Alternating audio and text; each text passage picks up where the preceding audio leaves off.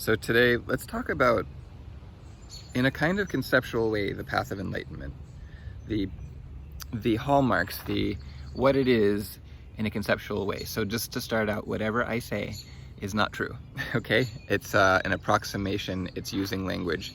And none of this is to be believed. None of this is to be believed, it is to be tested, to be questioned, to be used as contemplation, to consider, and then to find out for yourself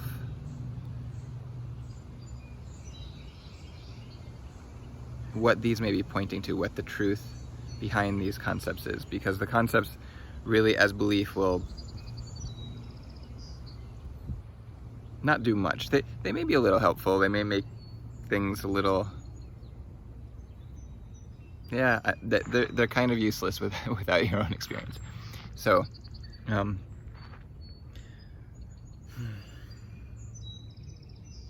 so awakening enlightenment is all about identity. What I am, what you are, what is this?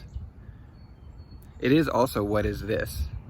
But in terms of the kind of movement for a quote-unquote person, it's all about what I am, what you are.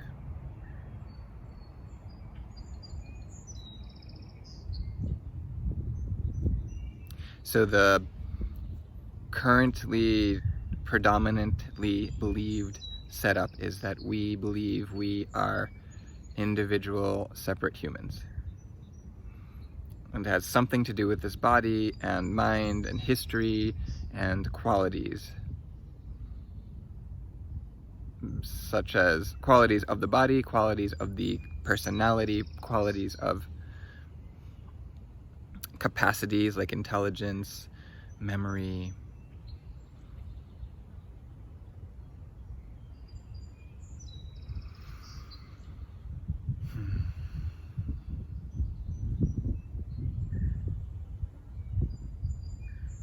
So often one of the gateways I see to this is the recognition of formlessness. Now this isn't necessarily about identity, so it's not necessarily awakening, but it's actually coming into contact with something that is formless. And that can be described as space, as beingness, as isness, as the substance that everything is. Or what's here if we took out everything? This sense, this recognition of there's some way in which we are knowing the formless. And the truth is, it's because we are the formless and we are aware of ourselves. But without needing the identity to come out of being a person, even from there it can seem like, oh, I have a sense of this kind of formlessness, of this presence, beingness, of what is, isness, the infinite space, the infinite time, just kind of a sense of that and how sensing into that feels in the body, and the body starts to resonate and open, and that it's always now. There's always awareness, there's always the infinite. So that tends to be a nice starting point. Another starting point is often the sense I am. Now this didn't work at all for me. The sense I am, I was like, I don't know what that is. I could never find the sense I am. Until I did. But for me, the words I am never worked, still don't work for that. What I would call that is the sense of being, the sense,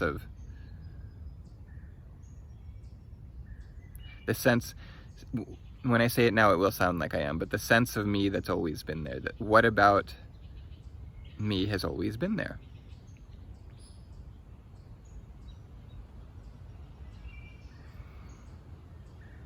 You can jump to different memories and you can explore what you were, what about you was looking at that. And you can jump to memories at different times, and you can find that kind of being, that aware beingness that you were, hasn't changed throughout life. So this gets you closer, in a sense. You, there isn't a you. So that's pretty fundamental to awakening, is realizing I'm not what I thought I was, or I can't even find myself. Kind of, there isn't someone here. Wait, there's no one here?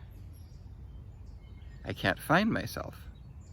I can find a body, but I can't find myself particularly in the body or as the body. There are thoughts, but the thoughts come and go. There are feelings, the feelings come and go. Some of them seem consistent and frequent, but they're all moving. Even the body is changing, right? Could you find any cell in the body that if you removed it, all of a sudden you wouldn't be there? Is there a location of you? And as you consider this, there is the capacity, as you keep looking, is there a me here? Is there a particular separate me that I can find that can open up? Now usually as that opens up, identity is the idea of a me. That identity tends not to know what to do with I can't find myself. So the easiest thing for it to do is to relocate, let's say. And a common place it relocates to is just,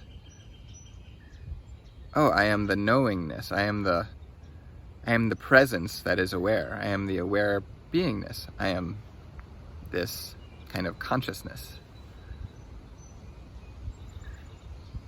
And typically in most people's experience, if we're coming from that view, there is an oscillation of feeling like a person and then kind of moving back to the awareness. And that tends to move, but now there's this kind of new potentiality and recognition at certain times that, oh, I'm not the person, I'm the awareness. I'm not the thoughts, I'm not that body. I'm what's looking at or through that body.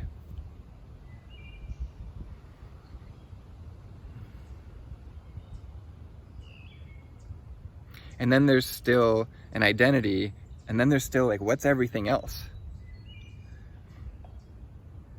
And you can start to sense, well, space tends to feel just like me. I tend to feel like the space because I don't have a form.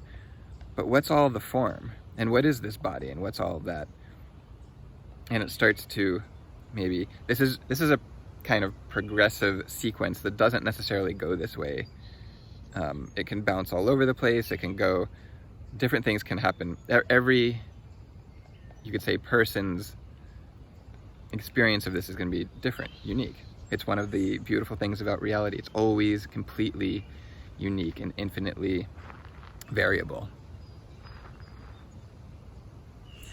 So as we consider what is all of this, it can start to dawn on us that in all of this inherent is what we are. We are inherent in this. And that can even come to the point of this is what I am. This is, or there's only this, there's only one thing. That tends to be kind of the final identity. There's only one. Even if it goes back to the source potentiality, the source is generating the one.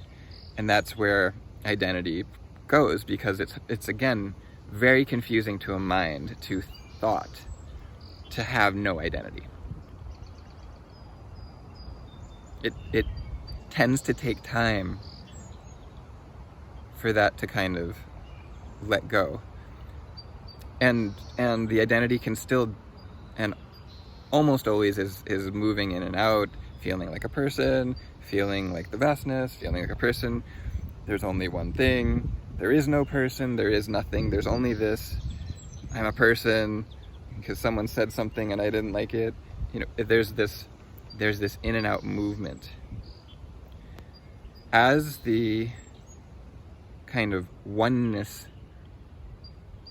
recognition that not only is there no one here, but the one here is oneness. It's not only who's thinking that thought, no one's thinking that thought, it's who's thinking that thought, oneness is thinking that thought. Oneness has the capacity to be, to arise as the experience of an individual that doesn't know its oneness. It's pretty amazing. And it can be completely untouched simultaneously, eternal, okay, beyond all of this.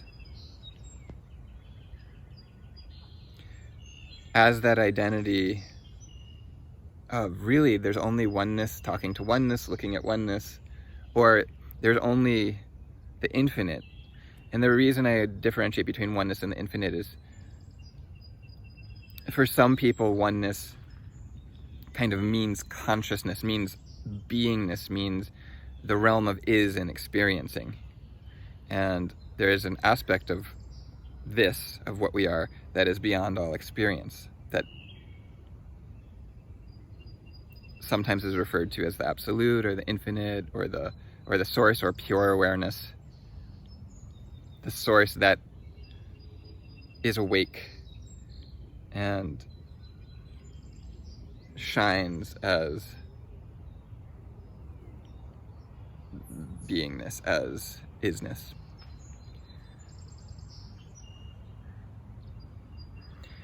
As there is maybe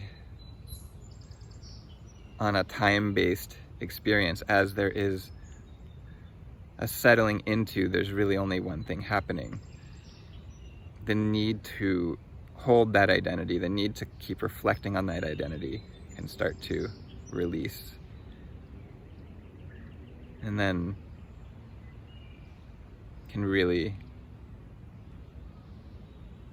identity can really just start to fall away.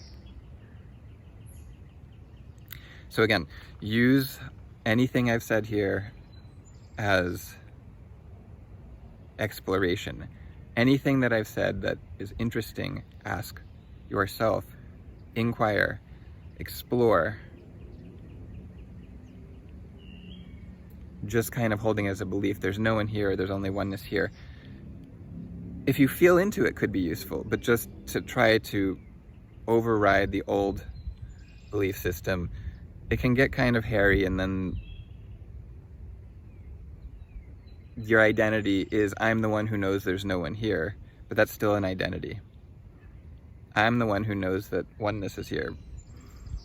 So hold it lightly, hold it with curiosity, hold it with, I really want to know. And remember, knowing is always beyond concept. Concept can't be the end game. Concept can only be useful pointing, and it can take part in a realization, but the foundation of the realization is not concept. Okay.